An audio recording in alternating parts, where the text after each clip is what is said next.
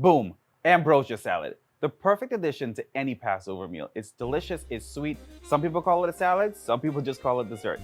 All you have to do is fold your sour cream and Cool Whip together, then add in your other ingredients, maraschino cherries, pineapples, mandarin orange, and just fold all in together. Coconuts are totally optional. We love it, so we add it in there. And don't forget the marshmallows.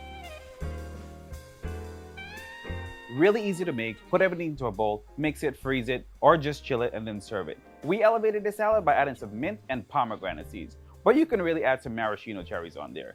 The great thing about this salad is that it's totally customizable.